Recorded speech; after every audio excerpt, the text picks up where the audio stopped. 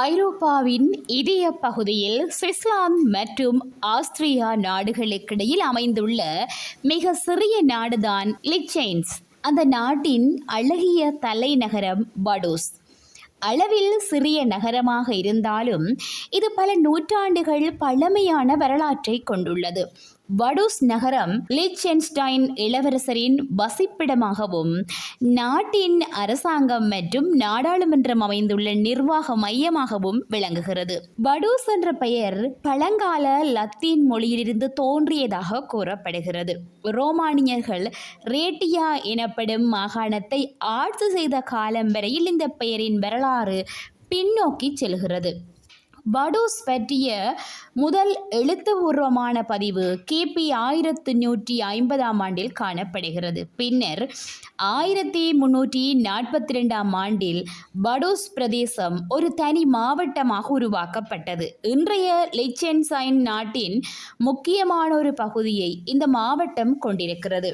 வடூஸ் நகரத்தின் புகழ்பெற்ற அடையாளம் பசுமையான மலைப்பகுதியில் கம்பீரமாக அமைந்துள்ள வடூஸ் அரண்மனை. இந்த அரண்மனையின் பழமையான பகுதிகள் 12ஆம் நூற்றாண்டில் கட்டப்பட்டதாக கூறப்படுகிறது. அதனைத் தொடர்ந்து பல்வேறு காலகட்டங்களில் அரண்மனை விரிவுபடுத்தப்பட்டது. அதன் பிரம்மாண்டமான வட்ட வடிவ கோபுரங்கள் 16ஆம் நூற்றாண்டை சேர்ந்தவை. கடந்த காலங்களில் வெர்டன் ஃபெர்டினாண்ட் சுல்ஸ் மற்றும் ஹோகே நெம்ஸ் உள்ளிட்ட பல அரச குடும்பங்களை சேர்ந்த ஆட்சியாளர்கள் இந்த அரண்மனையை கட்டுப்பாட்டில் வைத்திருந்தனர். 1712 லிச்சென்ஸ்டைன் இளவரசர் ஜோஹான் ஆதாம் வடூஸ் மாவட்டத்தை வாங்கினார். அதன் பின்னர் 1719 பேரரசர் ஆறாம் ஹார்ல்ஸ் வடூஸ் மற்றும் ஷெல்லன்ஃபேட் பகுதிகளை ஒன்றிணைத்து அந்த முழு பிரதேசத்திற்கும் லிச்சென்ஸ்டைன் இளவரசர் ஆட்சி என பெயரிட்டார். அதைத் தொடர்ந்து வடூஸ் நாட்டின் தலைநகரமாக உருவெடுத்தது.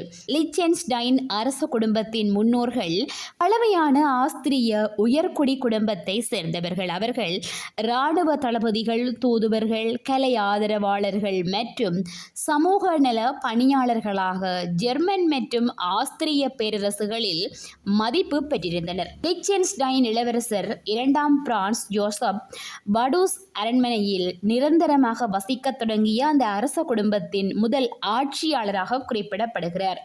ஒரு காலத்தில் விவசாய கிராமமாகவும் தரமான திராட்சை மதுவுக்கு புகழ்பெற்ற இடமாகவும் இருந்த வடூஸ் இன்று வங்கிகள், வர்த்தக நிறுவனங்கள், கடைகள் மற்றும் சுற்றுலா தலங்கள் நிறைந்த நவீன நகரமாக வளர்ந்துள்ளது. மலையுச்சியில் கம்பீரமாக நிற்கும் அரண்மனை, பழமையான வரலாறு மற்றும் இயற்கை அழகு ஆகியவற்றால் வடூஸ் சுற்றுலா பயணிகளை தொடர்ந்து கவர்ந்து வருகிறது.